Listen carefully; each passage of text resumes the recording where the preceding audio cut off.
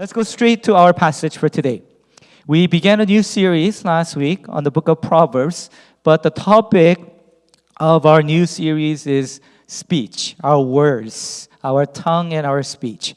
So, Words and Wisdom is the title of this series. Today's sermon title is Like Apples of Gold.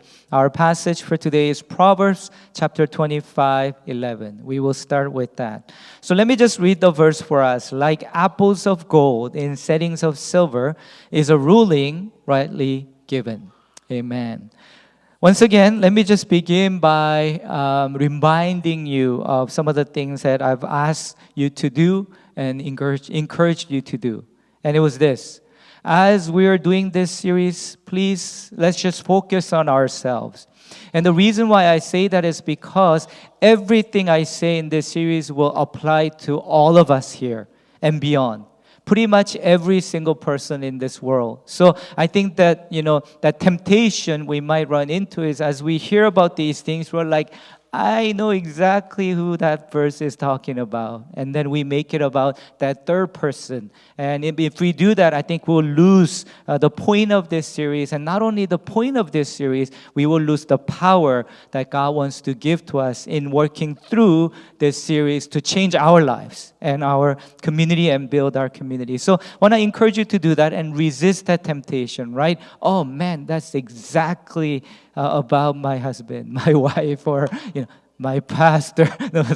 So please don't do that. I know it applies to me, but I do want to say everything I say is really out of my own wrestling with these issues. So if it ever comes up where you feel like, oh man, how did he know? I don't know anything. I'm just talking about what I wrestle with, and I'm hoping that would apply to the rest of you as well. So I want to begin with that encouragement once again, and so that I want you to be at ease, right? Because I just want you to just be at ease and just hear God speak to you, rather than me getting in the way because of my shortcomings. That I would get in the way of God speaking to you. All right. So with that, as we continue on, why the focus again on our tongue and speech? I mean, we did a series on this last year, but why again? And I'm going to just remind us one more time. Proverbs 18:21 says, "The tongue has the power of life and death, and those who love it will eat its fruit." So the reason is because Proverbs tells us that tongue has the power of life and death, which means this is a life or death issue. And we want to live. We don't want to die. We want to have victory, not defeat. So that's why it's not just like small topic, but this is key, important topic. Really, it comes down to life and death issue. So that's why we're talking about this again. Going back to the book of Proverbs, when you actually read through this book, you will see that the book of Proverbs distinguishes between those who are wise and those who are foolish. You'll see how the book divides us into two groups. And we ask the question, then what is the criteria by which the book of Proverbs decide someone is wise or someone is fool or foolish? Interesting enough, it may not be what we think it is, but interestingly, the standard or criteria by which the book of Proverbs decides this matter is how a person speaks. So look at Proverbs 15:2. "The tongue of the wise adorns knowledge, but the mouth of the fool gushes folly." And there are more verses actually like this. I just brought one. What's the standard by which we decide, or the book of Proverbs decide, one person is wise and the other person is foolish? It's the way they use their words. How one uses his or her words determines whether or not that person is wise or foolish. So with that, going back to our verse once again from the top, verse 11, it says, "Like apples of gold in settings of silver is a ruling rightly given." But that part, ruling rightly given, is a bit confusing. So we'll turn to some of the other translations that I have for you on the slide. MSG, Message Bible. Do we have that slide? Yeah, that's not the stuff you put in the food. It's the Message Bible. Just letting you, hey, thank you for laughing about that. It didn't work in the other service, you know. I said, it's not the MSG you've put in the food. And they're like, huh? I was like, oh, I felt so embarrassed. Anyway, it's the Word of God message. Eugene Peterson's translation that says the right word at the right time is like a custom-made piece of jewelry. Isn't that awesome? So it seems like that word time is key here. And NLT says timely advice is lovely. So what is a ruling rightly given? Well, what is wise word? Word that is given at the right time. Word that is timely. Timely words is wise word. And when we continue to search through the book of Proverbs, it also shows us that timely words leads to certain result. Proverbs 15:23. A person finds joy in giving an apt reply, and how good is a timely word. Now, let's look at another translation in the NLT. What does timely word do? Everyone enjoys a fitting reply. So, timely word brings joy to everyone. So let's go back again. What is wise word? Word that is timely. And what does timely word do? It brings joy to everyone who hears it.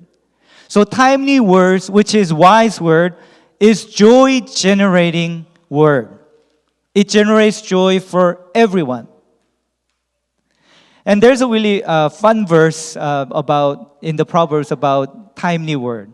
Proverbs 27:14. I just brought this for us to look at and talk about. But it says, if anyone loudly blesses their neighbor early in the morning, it'll be taken as a curse. Isn't that pretty interesting? It's talking about timely word once again. Doesn't matter if you're going to say good things to another person. If it's not the right time, that it'll be heard like a curse, as a curse.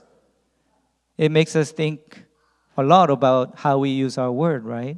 And needing to be timely. And this is something that, myself, all of us could remember, and we will do well to remember, which is whenever we get into a certain sharing context, right? Yes, it is right. What you want to say is right, and it is true, but is it timely? Until it is timely, even if it's true, it may not have the result that you might want. As I'm saying that, I'm thinking of this half African American, half Korean comedian who makes fun of his mom, and then Korean mom, and she says these like things that are kind of like so out of place and out of etiquette wise, and then she'll be like, but it's true. He does that imitation of his Korean mom. But I was just thinking about that as I was like, just because it's true doesn't mean it's gonna have good results. It has to be timely. And what does timely word also do? Proverbs 16 verse 24. Gracious words are a honeycomb, sweet to the soul and healing to the bones.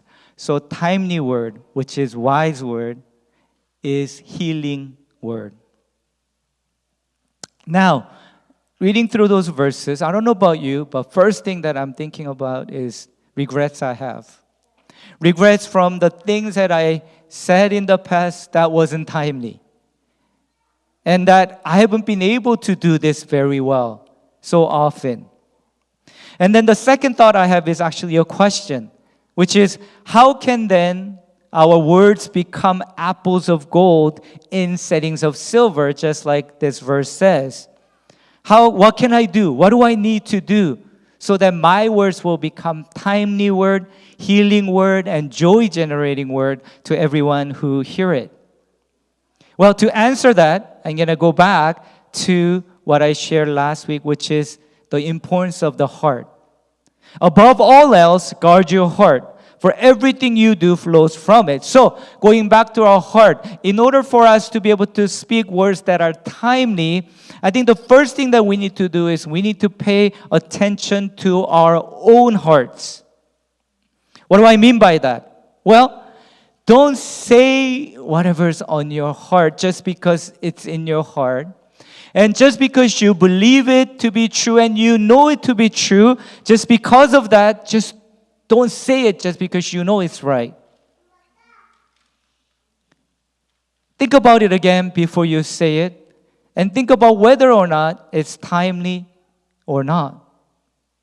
Also, when I say think about your own heart, is don't get caught or stuck in your own personal issues in your heart. What do I mean by that? Well, do you ever have this experience where you are telling someone for that person's benefit and for that person it's good, and you know it to be true, and you genuinely want to help, and so you share these things with that person, but then for whatever reason that person rejects it, and then how do you feel?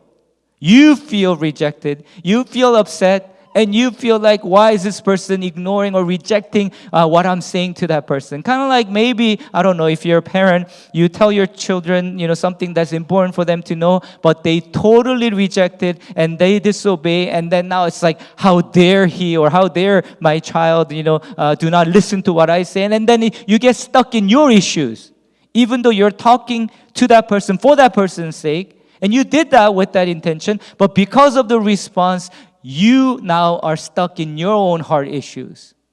I think that happens at times too when we try to speak and talk to others around us. So pay attention to your heart. Deal with your own heart issues. And that's something that I've had to learn as a pastor, is because I'm in a place where I do give word of encouragement and advice at times. And there are times where you really mean well and you pray about it and you share it, but then the other person may not necessarily hear what you want to say or want to help them with what you're saying. And then it becomes like, oh, your issue now. It's like, oh, this person doesn't want to hear what I have to say. Oh, this person doesn't respect me as a pastor or as a, whatever, right? So make sure that you continue to work on your own heart issues so that when you actually say something for the other person, it really does become about that person, not about you. Related to that is, for your word to become timely, pay attention to the other person's heart as well. Pay attention to the other person's response. If they're not ready, if they're not willing, maybe consider not speaking that matter to that person. You could observe that carefully and you'll be able to tell. And sometimes it's better not to tell that person what you're thinking, because that person is not ready, not willing, and doesn't want to actually hear you. So in that case, consider not speaking and telling that person what's on your mind or your heart. But then there are times when you have to tell that person, even if you know that person may not hear you or reject what you're saying. Then if you must, this is something that I started to do and I still try to do, and it's this. Don't just share that right away, but first go to prayer. And spend time in the Lord and in prayer, enough time until you're ready to go and speak to that person about it. How do you know you're ready? Well, first of all, you know you're ready because, again, you know that it's not about you. I try my best to do that. I have to tell the truth to someone, but then I go to pray and make sure that, God, I want my heart to be ready and right. I don't want this to become my issue. I don't want this to become about me, however that person responds. So I'll wait until I know that my heart is as pure as I can make it to be. And until then, I will not speak to this person. So I spend time, wrestle with myself and my heart first before just going and telling that person what is true and the truth that person needs to hear. If I have to do that. And when the times comes for me to do that, I go, but this is what I do. I try to speak as carefully, as considerately, as respectfully, as lovingly as possible.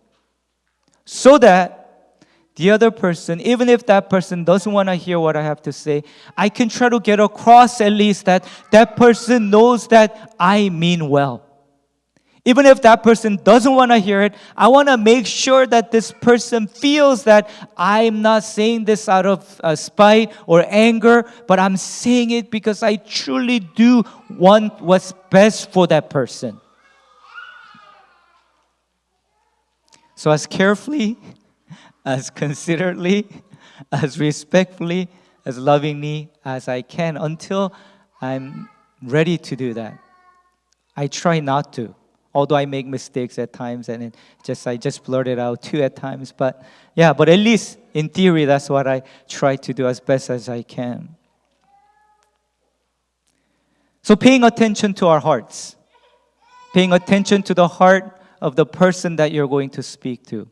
But the third thing that I want to talk about is a most important one, and it's the heart of Jesus. And this, we need a little more explanation. So I'll be going to John chapter 9. And John chapter 9 is a passage where Jesus heals someone who was born blind, if you know that story. He takes mud, spits in the mud, and he mixes it and puts it on the eyes of this blind person. Go wash in the pool of Siloam, and this person goes and washes it off, and then he all of a sudden is able to see because Jesus healed him. Well, it's that story many of you know, but as we go through this passage, try to see it from the perspective of our speech and word that we speak. All right? So verse 1. As he went along, he saw a man blind from birth. His disciples asked him, Rabbi, who sinned, this man or his parents, that he was born blind? So what's happening? Jesus and his disciples are walking on the road, and then they see a person on the road sitting, and this person is born blind from birth. So Jesus' disciples say to Jesus, Jesus, is this person blind because he sinned, or is it because his parents sinned that he became blind? My question when I read this passage was this. This blind person that we're talking about right now, when the disciples of Jesus said this, do you think this blind person actually heard what the disciples said? The Word of God doesn't tell us clearly, but my guess is probably yes. And what do you think this blind person how this person would have felt? Even if this blind person didn't hear these very words that disciples have just said, this is something that this blind person would have heard so many times throughout his life since birth. Because so many people during this time in that place believed this. Believed what? If someone has disability, someone is going through suffering and hardship, it's because that person did something wrong against God, or his family or parents did something against God, and this person is being judged by God. And even though this is not true, that's what most during that time believed. So even if he didn't hear the disciples say this, he would have known, he would have heard this over and over again, being played again and again in his mind, in his heart. I am blind because I must have done something wrong. My parents must have something wrong. I am cursed. God is judging me and punishing me. Now, even if these disciples did not mean to do any harm or did not have ill intention, these words, if this blind person heard it from the disciples, it would have hurt him. It would have crushed him in his heart. But is that who our God is?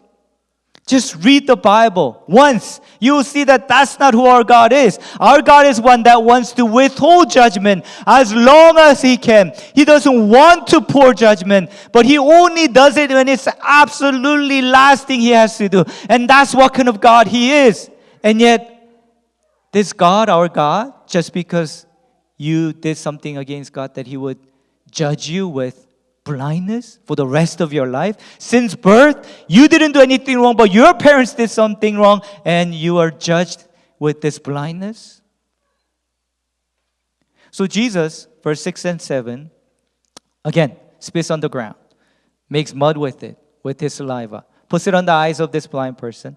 Go wash it off, and he is healed.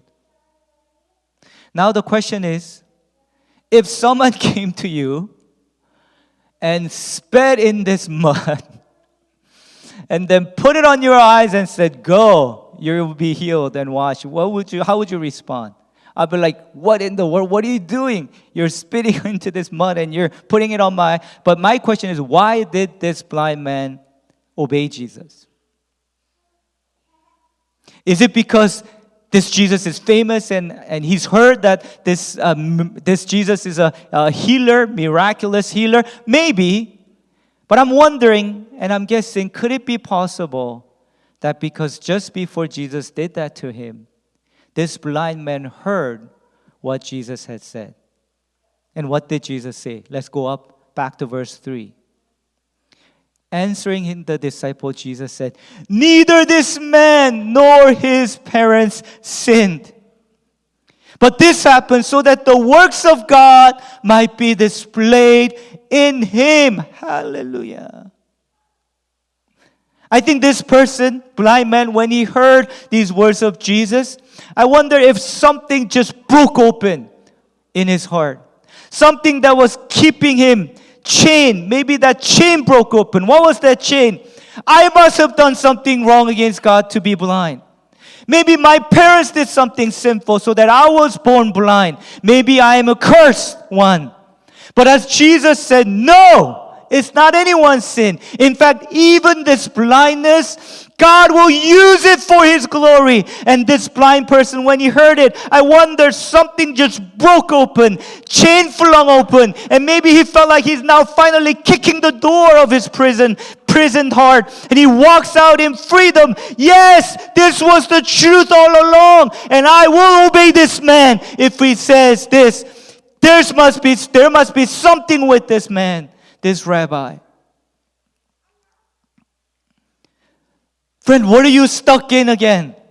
Before I go on any further, whatever that place in your heart where you feel like you're stuck like this man, I hope and pray that you'll hear the words of Jesus. This very difficult thing that's happening in your life, this hardship that's happening in your life, this pain and suffering you're going through. Yes, it is difficult. It's not easy to go through, but know that God says, I can use that for my glory. I will turn it around for my glory. So believe that. Don't believe these words of curse about the situation that you are in. In God's hands, even our suffering and hardship can turn into something beautiful and glorious. Believe it and endure through it. So Jesus, notice how His words are so timely, right? Someone who's stuck in this lie all his life, I am blind because I must have sinned. My parents must have sinned. His words are so timely, it frees him. His words are so timely that it brings healing into his heart. But after this miracle happens, notice what other people are saying. Now this man's healed, right? Notice what others are saying. Verse 8. His neighbors and those who had formerly seen him begging asked, isn't this the same man who used to sit and beg? Come on! God just healed this person. Miracle. He opened his eyes, being born blind since birth. And now Jesus healed him, and that's all you can say? This is man who is healed. But what do they say? But he's still a beggar. Right? Couldn't they have said, he's no longer a beggar? But what they're focusing on is, yes, well, he might have been healed, but isn't he a beggar that we know? See how their words are continuing to try to destroy this man, whether they mean it or not. They didn't mean to do it, ill-intended or not. These words continue to oppress him. Now, some people bring this blind man who's healed to the Pharisees, the religious leaders. And this is what the religious leaders say now. Verse 15, Pharisees asked him how he had received his sight. He put mud on my eyes. The man replied, and I washed, and now I see. Verse 16, some of the Pharisees said, this man is not from God, for he does not keep the Sabbath. Come on! That's all you can say in this moment. This Jesus just did a miracle of healing someone, person who was born blind from birth, and all you can say is this Jesus broke Sabbath law. Verse 18, they still did not believe that he had been blind and had received his sight until they sent for the man's parents. Is this your son? They asked. Is this the one you say was born blind? How is it that now he can see? Again, look at their words. Yes, they're all true. It's true. It's you. But it's not timely. The most timely words, wise words, healing words to say in this moment is, great, my friend, you are healed. If these people were his true neighbor, they should be hugging it out and just celebrating, yes, you are healed, and celebrating God. But all they can do is, but he's a beggar, isn't it? As if to say, how was it possible that a beggar who's cursed by God experienced this miracle? Something is not right. That's what they're saying if they intended it. Come on, pass it to me. Yes, throw it to me. So in light of these words that we've heard and the passages from Proverbs, I want to encourage you to do this, and the encouragement is this. Let's desire it. Desire what? Let's desire timely words. Let's desire to become people who are wise with our words. But expanding this further, I want to end with this takeaway. What does it mean to desire to have these become people of wise words? It's desiring to become like Jesus. We saw what Jesus did with his words. Set this person free. And through his word, he healed him. We talk about, just like the cross today, right? We talk about, we want to be like you, Jesus. We want to be like you, Jesus. But in what way do we want to be like Jesus? To speak like Jesus does. To speak words of life, to speak words of healing, to speak timely words so that the truth that we say becomes healing words, encouraging words, joy-generating words, freedom-giving words, life-building words. So let's desire together to be like Jesus in our speech. I know it's a big task. We need his mercy. We need his grace. But we ask because he will and he can change the way we speak. And I also want to encourage, this is something that probably applies to all of us, not just one or two of you. Some of you may have felt disappointed, hurt by the words you have heard. Maybe you've felt like this man, right? Trapped in the words which others have spoken over you, right? Whoever that was. Maybe your parents, maybe your friends, coworkers, maybe your spouse, whoever, your children. And you perhaps felt like this blind man where you're stuck in the words you didn't say, but what others have said about you and to you. Let's hear the words of Jesus. Even that will be for my glory. And I'll make something happen out of it. I love my mother-in-law, how whenever I go over to visit, she may not have expected me and she doesn't have really anything in the fridge. But I'm like, hey, Mom, I need something to eat. I don't know how she does it, but whatever ingredient she has, it could be sand for all I know, right? Or, I don't know, papers, but she turns it into something amazingly tasting food. And our God is like that, right? Its ingredient is not that great. It's our suffering. But somehow in his hand, it turns it into something great, amazing, and awesome. Because he's one that can open the eyes of the person who is blind. And he can do so much more. So let's hear His words of freedom that He wants to declare over you, and believe that that thing that you're trapped in, God is saying, no, that will be for my glory. You wait. You follow me. And also, secondly, once again, let's ask God to help us so that our words will become timely too. That we would ask God to forgive us for the mistakes we've made, but also ask God to help us to become people who are wise with our words and our speech. So I want to invite the praise team back, and I'll read you the lyrics to the song that we're going to be singing today. That was something that I felt like was captured in this song. Build My Life is the song. The song focuses on Jesus, right? And then it goes to build my life, and you show me who you are, Jesus, and fill me with who you are, so that I will build my life upon your love. I'll build my speech life on your love. I will build it on who you are and with your strength and your power.